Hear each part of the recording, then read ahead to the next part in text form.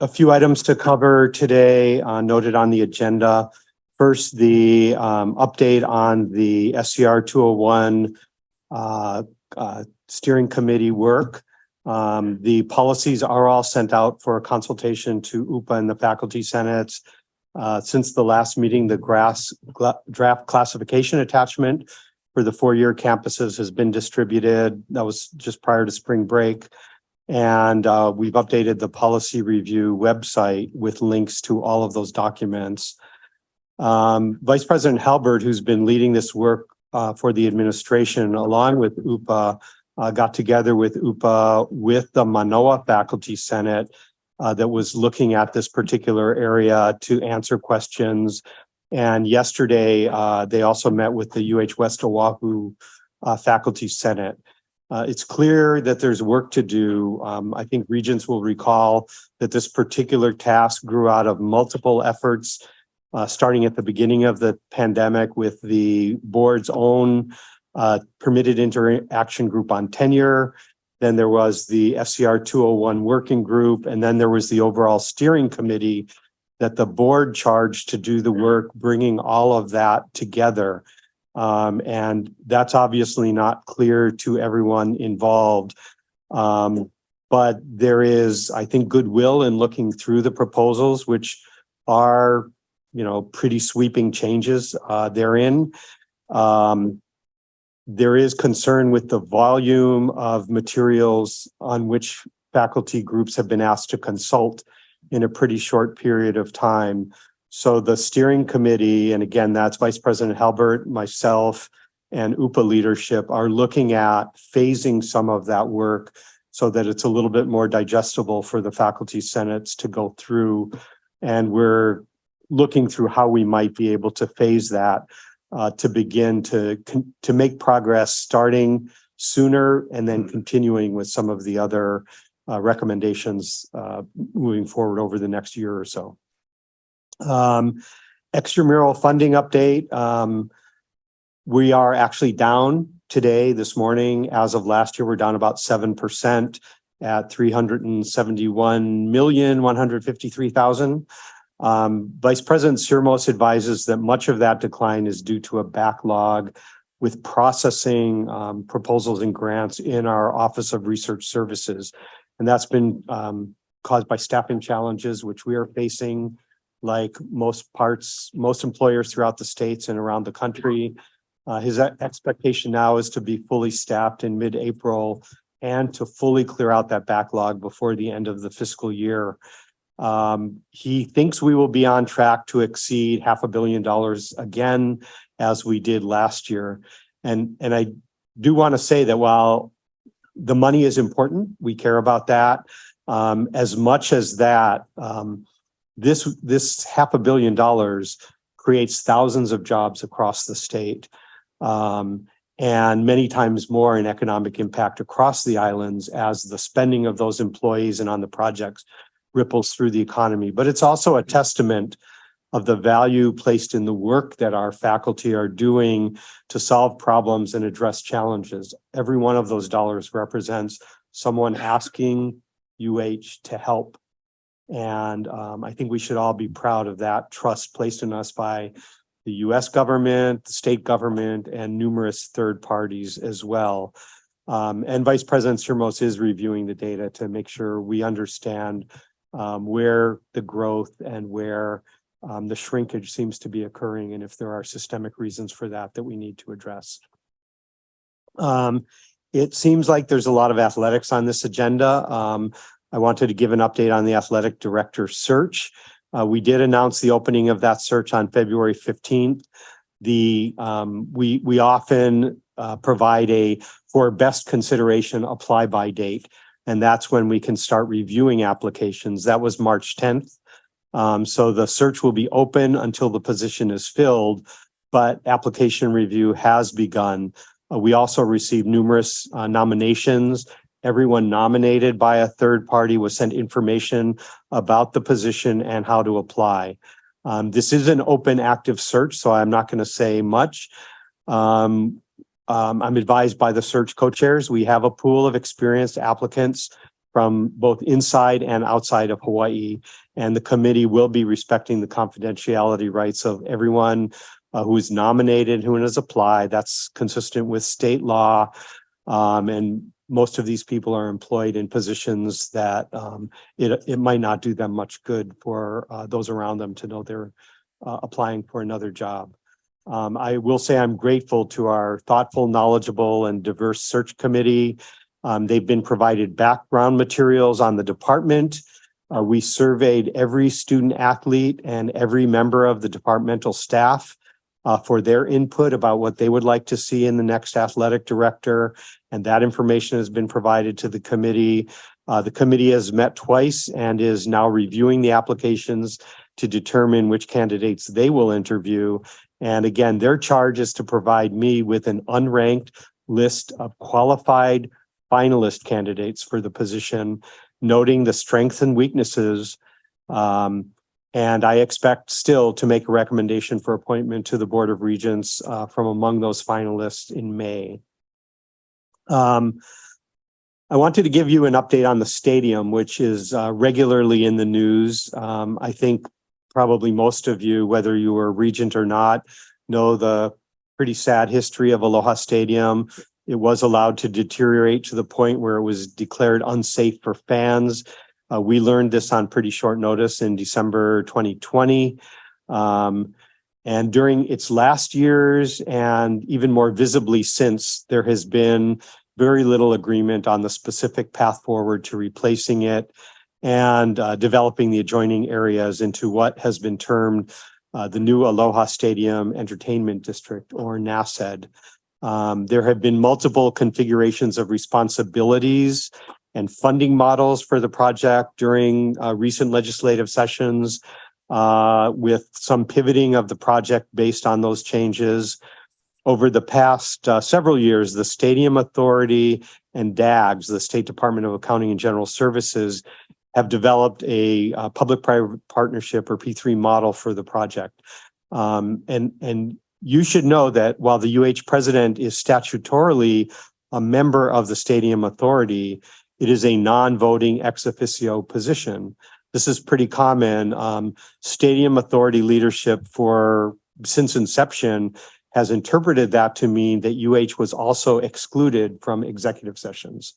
That's not particularly common, but it's also where most of the serious planning of the project took place, with good reason. So I'm happy to report that after substantial discussion, UH is now invited to participate in all executive sessions. That's been going on since sometime last year. We remain non-voting, and the language in a bill that was at the legislature that would have given us an actual vote, unfortunately did not pass the legislature. So the plans that emerged from the Stadium Authority and DAGS were based on $170 million of public financing, which is far less than the cost of building a modern stadium. And the plan was to execute the NASAD, the district development, through two distinct projects. One would build and maintain the stadium, and one would develop the adjoining areas. The current stadium RFP would select a private partner to design, build, finance, and maintain the stadium to the state's requirements. The state would be fully responsible for the public general obligation bonds that were appropriated, as well as for paying the private financing costs for the money borrowed to complete the project beyond the public funds. And the state would also be committed to the developer for the costs of maintaining the stadium over some period of time, expected to be 20 or 30 years. A separate RFP for the commercial development of the adjoining areas was designed to generate revenue, which would have fulfilled the state's obligations to the stadium private partner that would be outlined in that first RFP. So the previous administration never authorized release of the RFPs, and that's what you read about regularly in the paper. And I believe that was over concern over the substantial financial obligations that the stadium RFP would place on the state for the stadium, notwithstanding the expectation that that second RFP would have provided the revenue. Last legislative session, there were some very substantial changes. Of note, the Stadium Authority was moved from being attached to DAGS to being attached to DBED. So that's separate leadership there. And in addition, and positively for the project, there was a general obligation bond appropriation of $350 million in CIP funds rather than the $170 million. So more than doubling of it. In addition, there was $49.5 million in general funds, that is cash, state cash, to put into the project to get the total up to $399.5 million. Governor Ige had advised toward the end of his term that he believed this called for a new approach. And that's what you read about in the paper over the last months of 2022. And that approach was not implemented during the last months of his term. So now we fast forward, new governor, new administration, new structure. The new administration has definitely identified this as a high priority. You'll have seen multiple public statements from the governor on this. Every time he's on Spotlight Hawaii, they ask him about the stadium and he happily talks about it. And his director of budget and finance, like Governor Ige's, has been uncomfortable with signing off for the substantial financial obligations for the state. For those of you who are finance geeks within the state, this is under Chapter 37D. It's a pretty rigorous process and it requires the director of finance to sign off. Louis Salaveria, the current director of finance, commissioned a private study of the financial implications of the model. So he didn't analyze the P3 agreement itself. He just looked at what is the financial implication of having a private entity borrow the money for us to complete the stadium. And that study has been publicly released. It finds, and if you've heard a number of about 400 million floating around, that is the assessment of the additional cost of having this financed partially privately rather than publicly. I think he calls it an inefficient use of public funds because the state is paying the cost of having someone else borrow money for us for a public purpose. And just FYI, these are considerations we talk with you in every one of our P3 projects. And it's why we try to be so clear. Calvert talks about whether or not projects are on our books or someone else's books to know exactly where those financial obligations reside.